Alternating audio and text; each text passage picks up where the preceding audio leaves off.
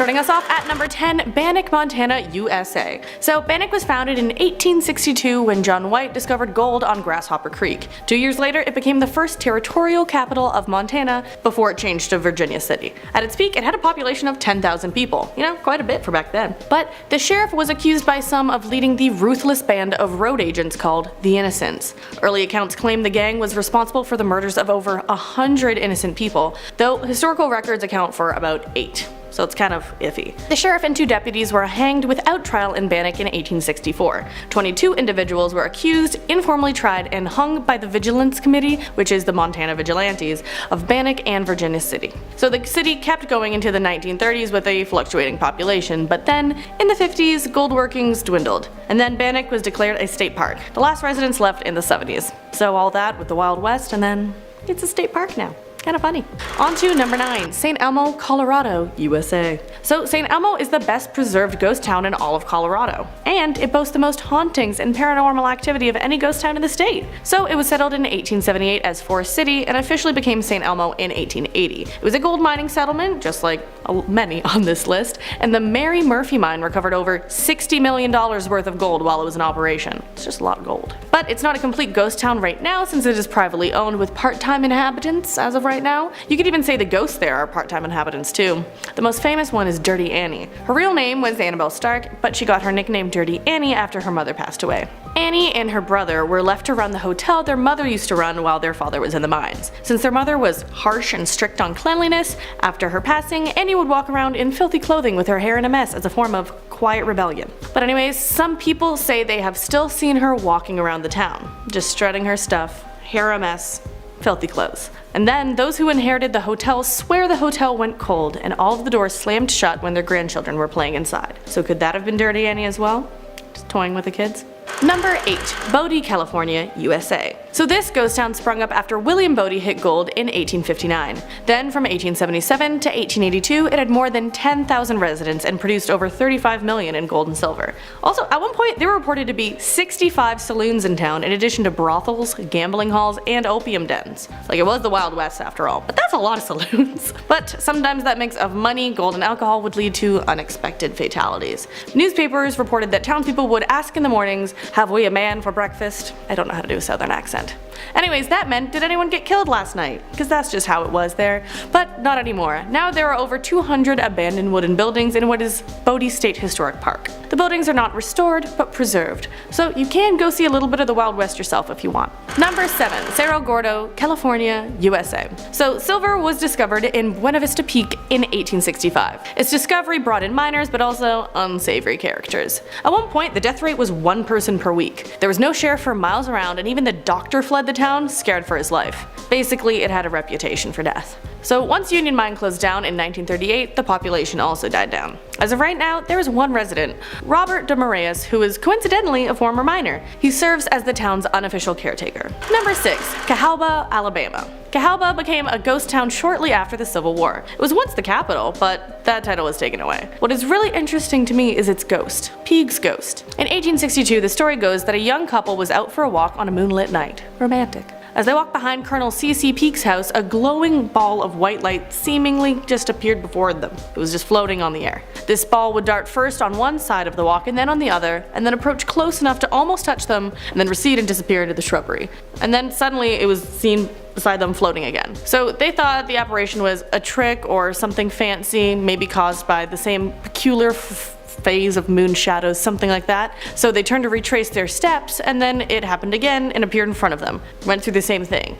So at this point, the man and his lady determined to test the materiality of the object, but then he tried to grab it, and then it darted just beyond his reach, disappeared, saw not again. Other people have seen it, and the glowing light, will-o-wisp, or whatever it was, from then on was known as Peague's ghost. Number 5. Kennecott, Alaska, USA. Up and to the left in Alaska is Kennecott. It was once a thriving 20th century copper mining town, and it is now desolate. From 1911 to 1938, Kennecott employed as many as 300 people in the mill town and 300 in the mines. It process nearly $200 million worth of copper, but once the copper tapped out, the company that established the town quickly withdrew from the settlement. Kennecott Copper Corporation left abruptly and left behind their equipment, buildings, and belongings. So now the National Park Service and tour operators offer guided access to several historic buildings, including the 14-story concentration mill. That'd be something fun to see, I think. In that mill, they apparently talk about the tales of lucky fortunes, frontiersmen, and tragic endings that occurred in the remote wilderness. Number 4. Shakespeare, New Mexico, USA. Shakespeare was an old mining town that was frequented by outlaws. It was called Mexican Springs first, then Grand, and then became Ralston City when it was a mining town in 1870. When the silver started running low, the population began to run low as well. But then in 1879, before it was about to be a ghost town first time, most of the land in the city was bought by Colonel William G. Boyle. He gave the town a new start under the name Shakespeare. So apparently Billy the Kid washed dishes at a hotel there, and 2 notorious cattle raiders were captured and hung. The records state that the 2 were hung because Russian Bill stole a horse and Sandy King was just a damn nuisance. So Shakespeare closed down after a bigger town sprung up 3 miles away and the mines closed after the Depression of 1893. So it is now a historic site, preserved as a monument to the real Old West. A lot of these are out. Old West. Pop up for mining, and then they're done. This is me mining now.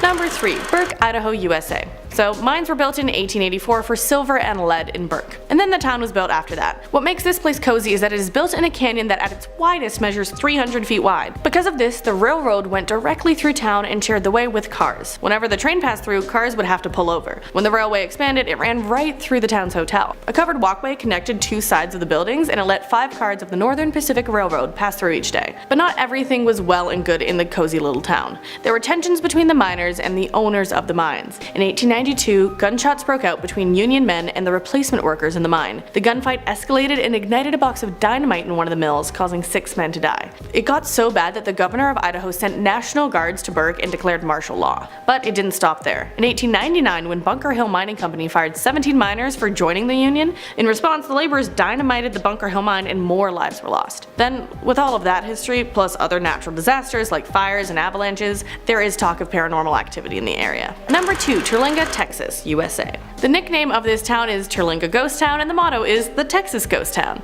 It's also both a ghost town and not at the same time, I would say, because in the mid-1880s the discovery of cinnabar brought miners to the town, bringing the population to 2,000 people, but not much is left of those mining days. Now all that's left is a ghost town of the Chisos Mining Company and several nearby capped and abandoned mines. But also, the 2010 census set it at a population of 58 people. This is mainly due to its proximity to Big Bend National Park, so it's mainly a tourist destination. There's also reported sightings of Elvis singing at the cemetery, so it can seem like Las Vegas in the desert, I guess. More of a desert. Las Vegas isn't really a desert, you know. Last but not least, number 1, Buddville, New Mexico, USA. So Buddville was a tiny community along Route 66. It was established in 1928 by Howard Neal Bud Rice and his wife Flossie. They made many businesses and Bud cozied up to local law enforcement, but also overcharged at his auto shop and imposed fines for those caught in his speeding traps. That may have not made too many people happy. In 1967, a stranger, thought to be Billy Ray White, entered the trading post and shot and killed Bud and a part-time employee. The assailant left with $450. That day changed the nickname of Buddville to Bloodville, literally. Buddville was still occupied until 1979 when Bud's widow Flossie passed away, and so it's now a ghost town, bought and sold many times throughout the years. Even though Route 66 isn't used, it has its own exit and entrance off the interstate because he cozied up to people that much. Starting off at number 10 are Wichita Falls, Texas. And surprisingly, there are a lot of haunted towns in the state of Texas. There are a lot on this list, and I feel like they probably make the record for most haunted towns in America. But either way, Wichita Falls is filled, and I mean filled, with haunting stories. There's a site in town called the Witch's Gate that used to be a mansion before it burned down in the 70s. After the man of the house died, his wife went a bit insane, turning to things like witchcraft to try and cope. She somehow burned the mansion down, killing her 2 sons with it. Another story claims the sons were robbed and it was the thief that set the house on fire. The boys haunt the area till this day, and I'm not surprised, I'd be pissed too. Another famous one is the White Sanitarium. Presently a private residence, it used to be a mental hospital in the 20s. After the place closed down, people have seen a group of men sitting around a table playing cards guards, perhaps the hospital's dead old staff, I don't know, but more famously they've seen a woman in nurse's clothes roaming the building. There's also Pinky's Cave, which is a 3-mile drainage ditch, and kids used to hang out there years ago, but now it's filled with eerie sounds and homeless people, as well as the ghost of a woman and her child who drowned inside the tunnel during a storm. Coming in at number 9 is Pluckley, Kent. Pluckley is a small village in Kent that was named the most haunted village in England by Guinness World Records in 1989. So I don't want to overhype it, but at the same time it clearly deserves the hype. It's said that 12 to 16 ghosts haunt the village and the surrounding areas. The list includes a screaming man who worked at the village brickworks and fell to his death. Another is a highwayman who was pinned to a tree with a sword. That tree was soon named Fright Corner, and that's where his ghost looms every day.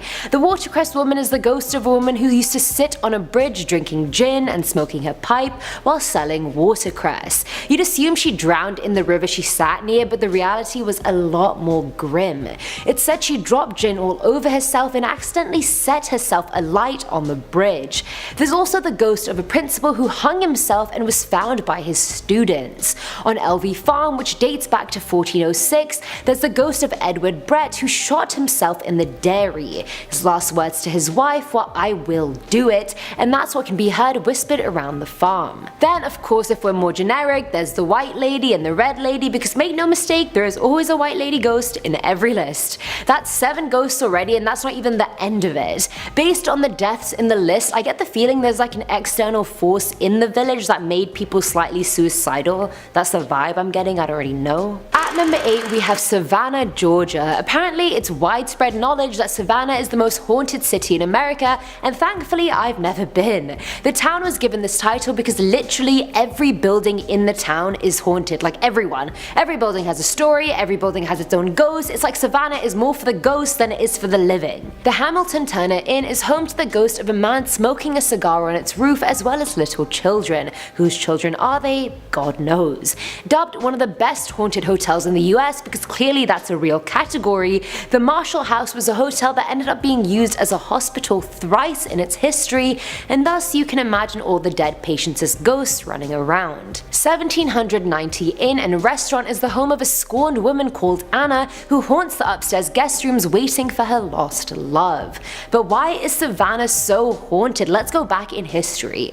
The town has been the site of many atrocities. The siege of Savannah that killed 240 people left people thinking unsettled soldiers still lingered there. Savannah has also been the site of a yellow fever epidemic, so that's a lot of people dead just there. In 1820 there was a massive fire in town that destroyed 500 buildings, and there was an even bigger fire 25 years prior that destroyed half that number. The people that died in those fires have been linked to the houses they occupied. And let's not forget the countless murders that have taken place there as well. Filling our number 7 slot is Jerome, Arizona. Mining town Jerome was known as the wickedest town in the West for its brothels, gambling, and heavy drinking miners. The town itself actually burned down 3 times in 3 years at the end of the 1800s.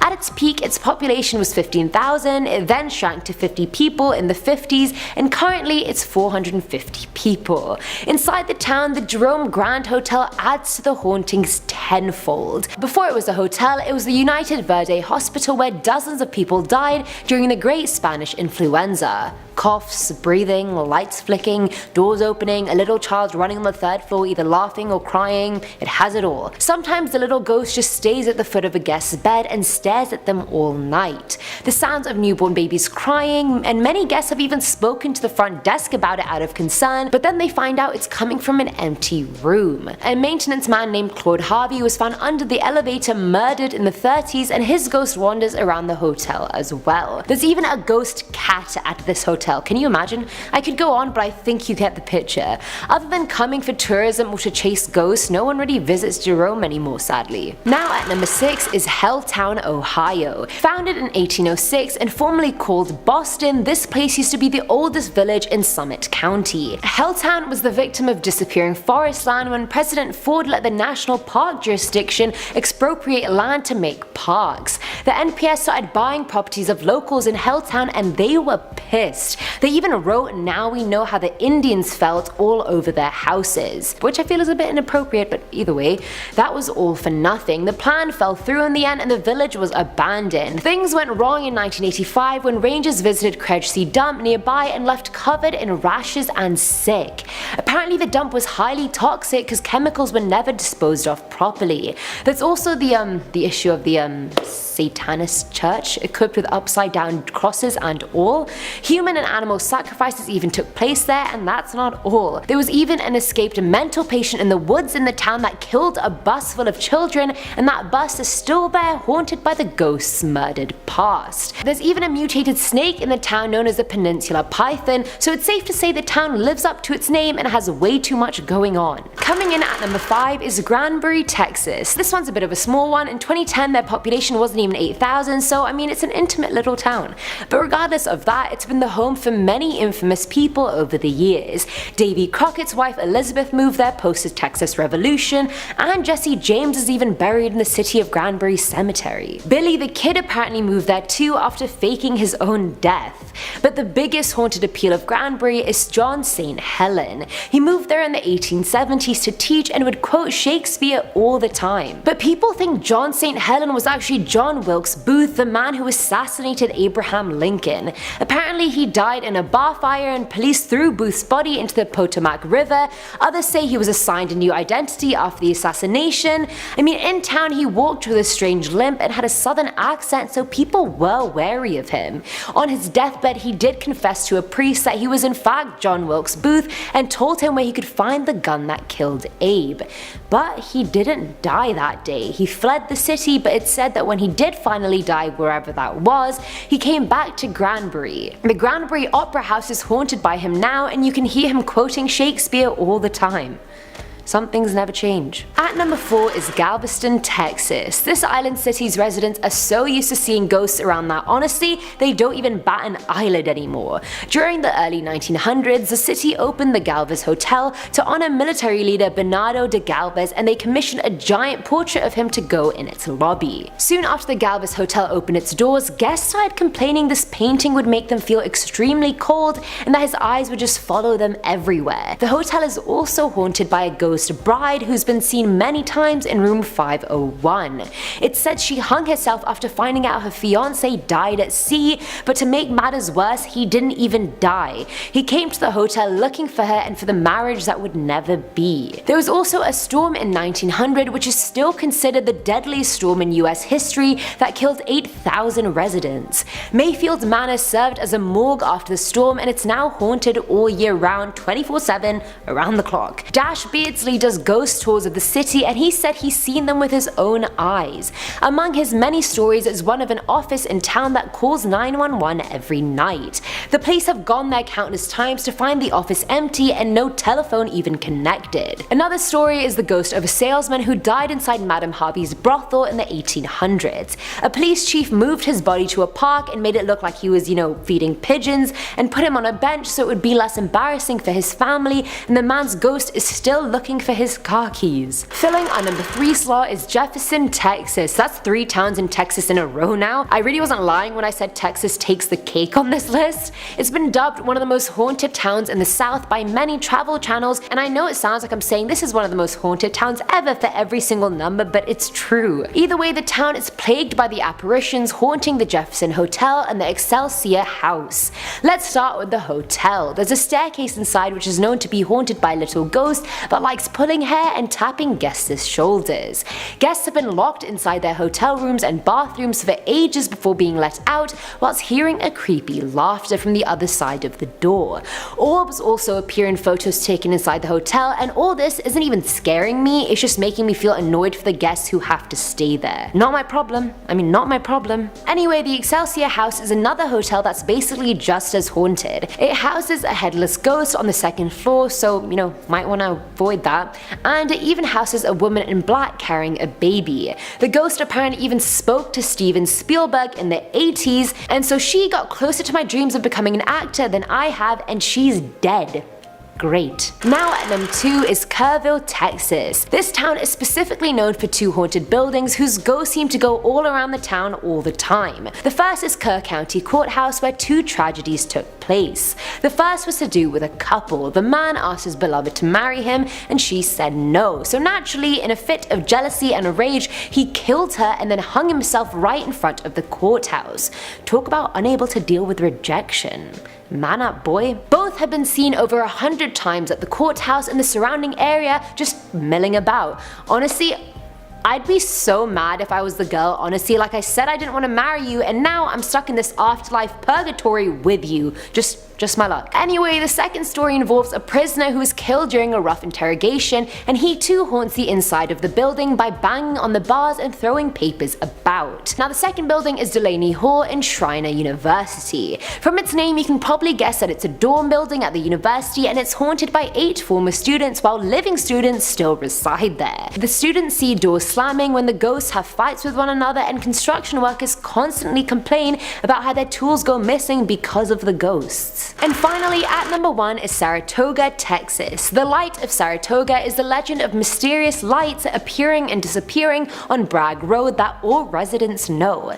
The road runs between Beaumont and Livingston and is next to the ghost town of Bragg Station. A haunted road and a ghost town, what a match made in heaven. So strange lights on roads have been featured in many other videos, so this phenomenon is nothing new. Some think it's simply swamp gas, but the most popular story behind it is that a railroad worker was decapitated during a railway accident, and the light comes from the lantern his ghost carries as he looks for his head. Honestly, if he survived this long without his head, I don't really think he needs it. The second explanation for the lights is a ghostly couple. It said the newlyweds were on their way home on the road when they were stopped by an innocent looking man on the side of the road. However, the man was not innocent at all. He had a gun and a knife and took the man's wife hostage into big thicket forest and killed her there and then disappeared. The man was ordered to wait in the car till they disappeared, otherwise he'd shoot her. He waited and then ran into the forest trying to follow their sounds, but he was too late.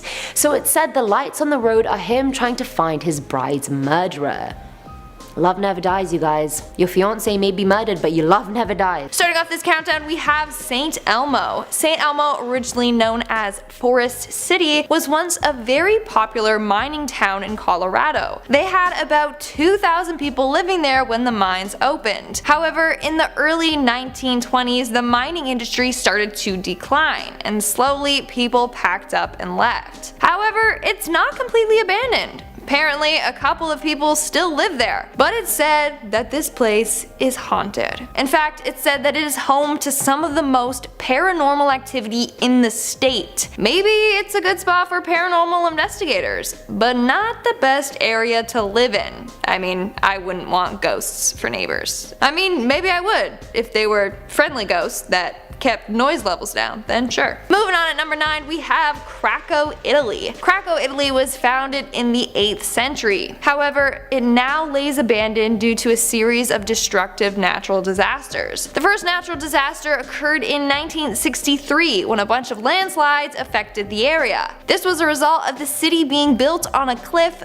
1,300 feet off of the ground, and they also had some sewer and water system issues. Then in 1972, a flood struck the area and made the whole situation worse. Then in 1980, there was an earthquake that left the city completely abandoned. Now, the only people you may catch there are film crews. It's a very popular filming location. Some scenes in the film Quantum of Solace were shot there. But the area itself is considered a ticking time bomb, and it's surrounded by a locked gate. Making our way down the list at number 8, we have the city underwater. You aren't going to be able to visit this next city unless you have access to scuba diving gear, because this city is now completely submerged underwater. Built 1,300 years ago, the city I'm referring to is Shai-Chang, also referred to as Lion City, and it's located in eastern China. In 1959, the city was purposely flooded to build a hydroelectric power station. Now it's referred to as China's Atlantis. What's pretty fascinating is that although it lays about 40 meters underwater, the buildings are still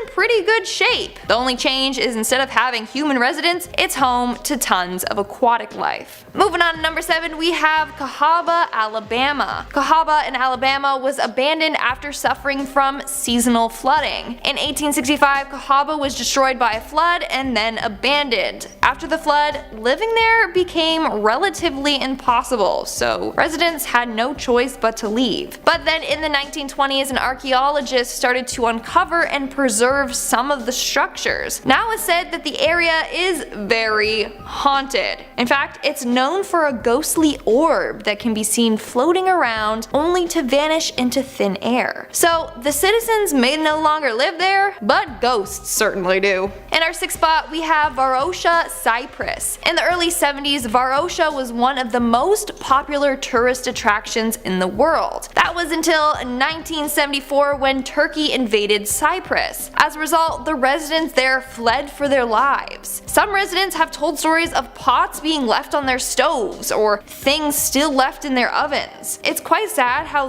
they were forced out of their own home and not allowed to return. Since 1974, Varosha has been abandoned and under control of the Turkish military. The whole area is now fenced off and under constant supervision. If you try to break in, well, the army patrols have orders to shoot on sight. So don't even try to visit the city, it definitely will end badly. It's just such a shame because the area is beautiful. In fact, actress Elizabeth Taylor loved going there. We're now at our fifth and halfway mark with Plymouth, Montserrat. Plymouth, once the capital of Montserrat in the Caribbean, is often referred to as Pompeii of the Caribbean. Why? Well, in 1996, a volcano erupted, causing a mass evacuation. A few months later, some residents returned, but were welcomed with another eruption. On June 25, 1997, this eruption killed 19 residents and destroyed the island's airport, trapping many others from fleeing. Eventually, Plymouth was evacuated again, but this time, no one dared to return. Everything was destroyed. In fact, 80% of the town is currently covered in ash. Pictures show homes completely buried with only their roofs sticking out. It's quite sad and scary. Moving on to number 4, we have Centralia. Centralia is an abandoned town located in Pennsylvania. It was once a populated town, however, a lot of residents were forced to leave due to unsafe living conditions. This all started after a coal fire ignited underground. This fire has been burning for almost 50 years, and it's predicted to continue on for another 200 years. As a result of this fire, tons of sinkholes have formed, hot smoke is released underground, and carbon monoxide has filled some residents' basements. In some parts of the town, it's said that the ground beneath them have reached up to 900 degrees Fahrenheit, which is about 400 degrees Celsius for us Canadians. Now, the US government is trying to erase any history of this city. They took away any signs directing people to this town, removed the town's zip code, and forced most of the residents out, except for 7 residents that are happy living in their deadly town and refuse to move out. In our third spot, we have the Island of Dolls, aka the island I never want to visit. Located in Mexico City, the Island of Dolls is full of dolls hanging from trees and buildings. If that's not bad enough, these dolls have been there for so long that they are covered in dirt, cobwebs, and insects, making them look that much more terrifying. Now, you're probably wondering how this place came to be. Clearly, it's not Annabelle or Chucky's private island resort, though it could be. So back in the 1950s, a man named Don Julian started to hang dolls from trees as a way to protect himself against evil spirits. Paranormal things kept happening to him there, so he would hang dolls everywhere with the idea that they would scare the souls of the deceased. He spent more than 50 years hanging dolls. Some were found in the garbage, some were missing limbs. Did not matter. If it was a doll, it got hung up all around the island. Now it's abandoned and looks like something straight out of a horror movie. Coming in at number 2, we have Wittenoom, Australia. Located northeast of Perth, Australia, Wittenoom is considered one of Australia's deadliest towns. And you would think it would have to do with Australia's massive and deadly insects, but surprisingly not. In fact, it's because of its blue asbestos. In 1937, blue asbestos was discovered in the city's gorge. Gorge. Years later, miners were unearthing tons of asbestos from the ground. It wasn't until 1978 that the government started pushing people out of their homes. They realized how deadly it was for them to be living there. It was increasing their risk for cancer. And in some cases, people were already developing lung cancer just from living there. It would cost the town about $2.43 million to rid the town of asbestos. So instead of doing that, they just shut the town down completely. In 2006, the government turned off the power to the town and had its name removed from maps and road signs. In fact, all roads that once led to the town are now closed off. If you do choose to enter the town, you will find tons of huge warning signs advising you to turn back. And in our number 1 spot, we have Pripyat, Ukraine. This is probably the most famous abandoned city on the list. So Pripyat was a city in Ukraine that had a population of 49,000 individuals. However, on April 27, 1986, all residents were forced to evacuate following the Chernobyl disaster. Pripyat was the most affected by the Chernobyl nuclear disaster since they were the closest to the power plant. They were the ones most exposed to the radioactive chemicals. A once beautiful city was left abandoned in just 3 hours. Due to the radiation, the city will be left untouched for thousands of more years until it's safe enough to return.